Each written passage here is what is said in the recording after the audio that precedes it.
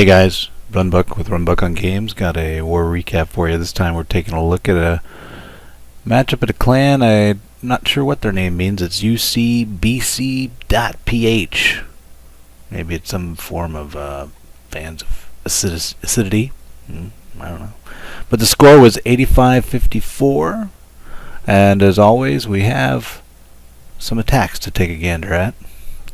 And actually, the voters wanted to just look at two attacks from Town Hall 10, both fresh attacks to start, by Chris. So Chris is getting a double feature, rare within war recaps, but yeah. So let's take a gander and see what he pulled off here. Some nice Town Hall 10 pure action on Town Hall 10 bases. Your classic racetrack. You don't see these as often anymore. Seems like dense bases are becoming more in. You're seeing them more often at Town Hall 11, but it seems to be coming out of vogue at the war level. But in the main play, it's there for sure, and loot protection. So really nice cut. So I guess the first thing he recognized was, he could really open that up with the range of the queen standing right there. So that helps. Oh, and here he comes from the bottom. We can't see everything, but again, he can tell from this position. He can get the bounce, and he didn't even really get the bounce. I think that closed out in the end by the Valks, but you can see here how that really creates, for a pretty set back defense, really creates a nice channel. Let me reduce the size of that marker, but a really nice channel for him on both sides. I think he was.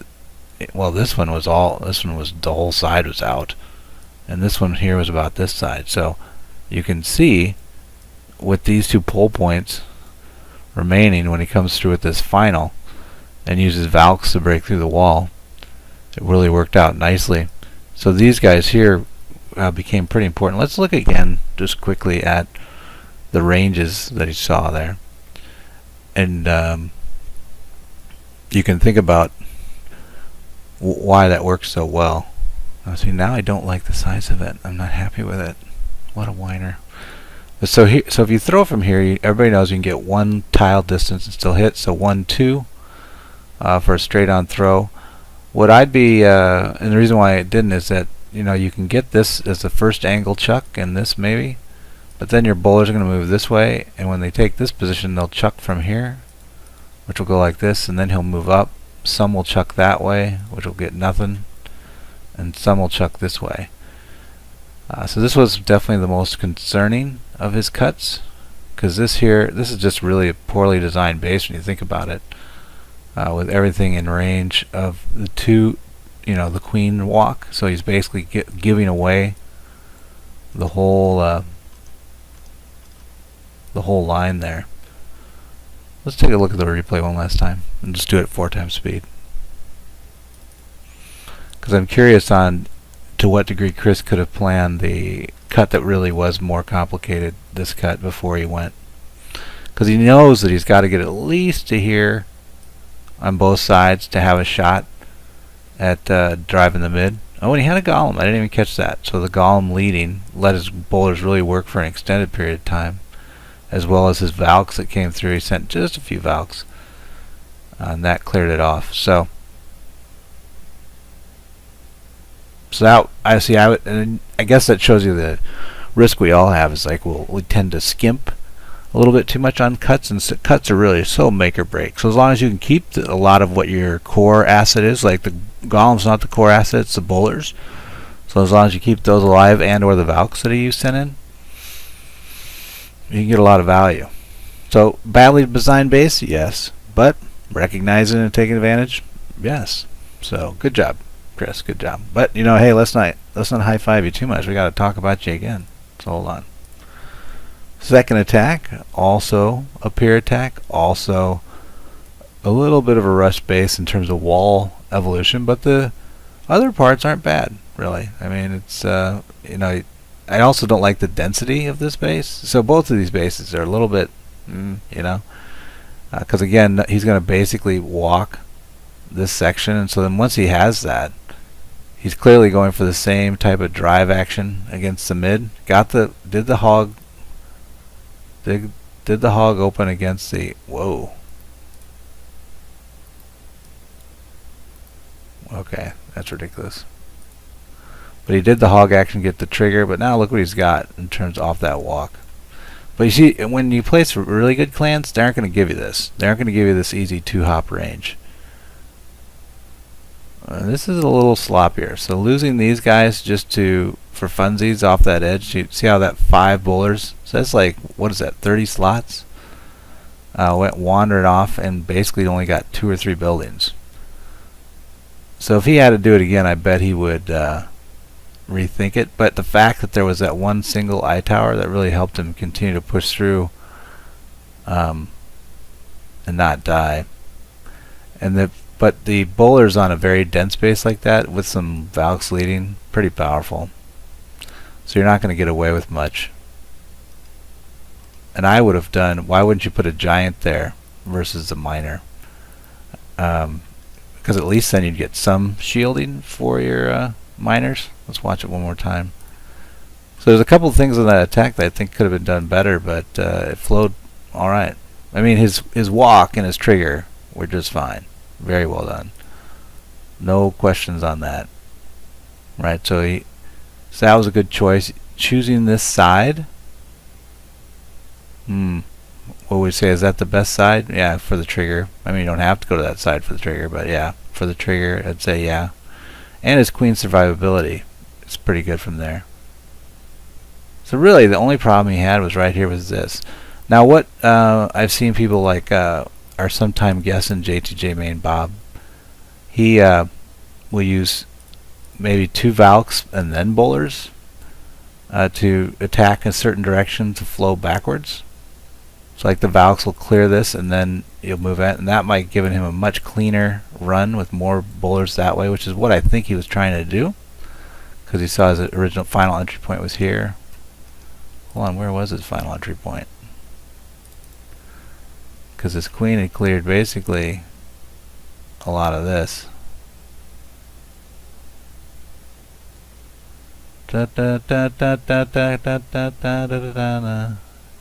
Do a Valk here.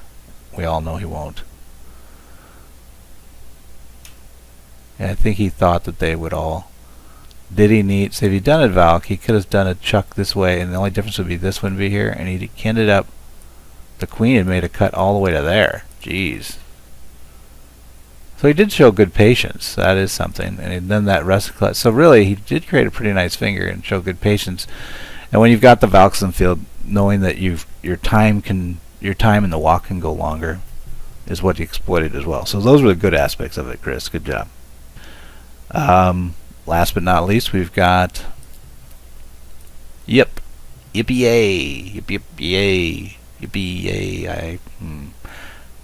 I think that's Jippieh. I think it's not. Is it Jippieh? Jippieh. I don't know. Let's go.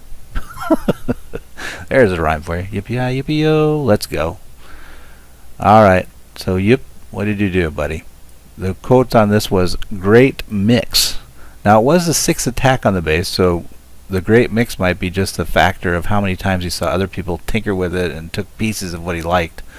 I haven't looked at the other 5 attacks, so I can't tell you. He did get a nice trigger out of it, though. So that's a good, I mean, that was pretty good. I'm assuming, how did he do that? Was that a hog trigger off the back here? I didn't catch it. But it came out nicely. And now he's doing a Valk, a HeVa, basically, healer Valk off the edge. Yeah, it's not bad. It's definitely doing 2 things for him. Basically, he knows that his healers, although they ended up dying off from that final bomb set and coupled with the defense that was left. But what did survive, so he basically stalled, made his queen kind of late, walking through the different parts of the... How far will that Valk team go? Go? Cut? Nope. Oh, wow, okay. Survived the whole way around. So I think when you look at that base, let's run one more time. When you look at that base, what says to you the mix you just saw there. It was basically 2 split healer teams. So he had the Queen healer group, and then he had a healer group on his Valk set. Because my only concern with the healer Valk is he needs to make sure he gets this cut off so that they can flow in and then move through. Something to that effect. The trigger is also something he needs to think about, but I guess one thing that's pro for that Valk play is that the walls aren't maxed. It's all the way through. Some parts are.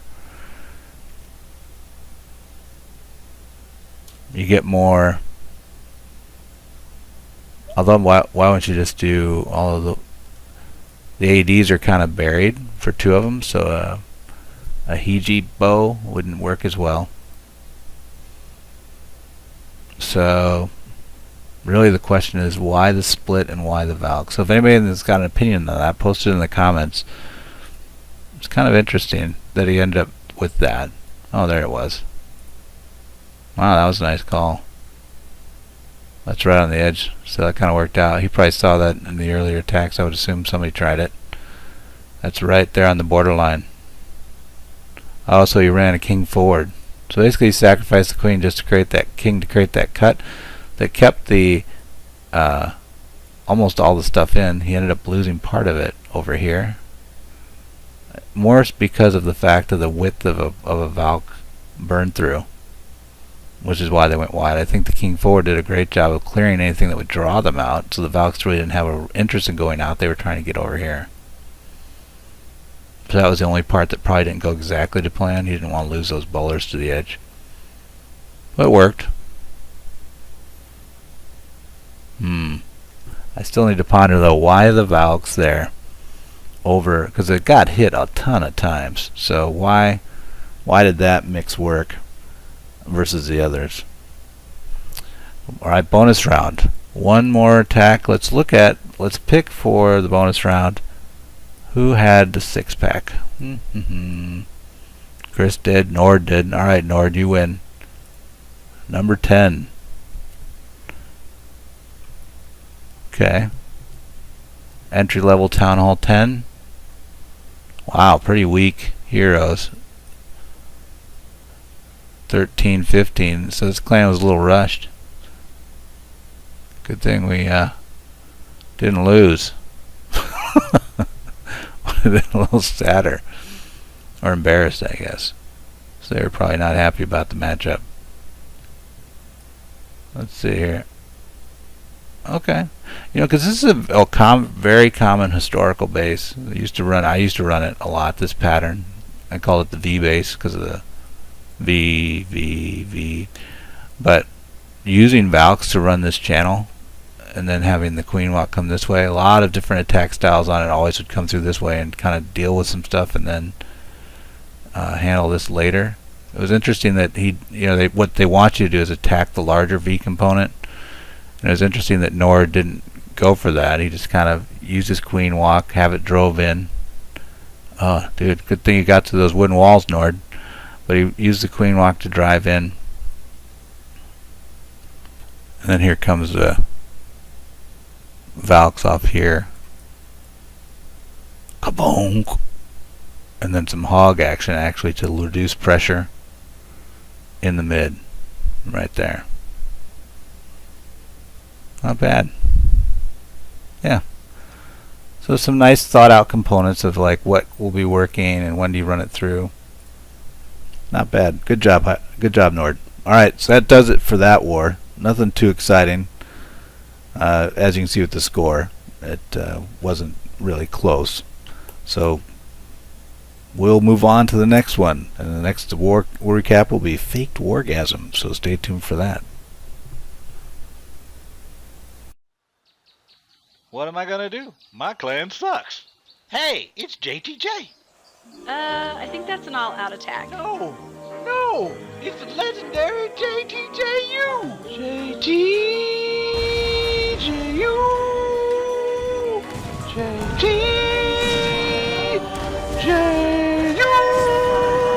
What? I like my horn.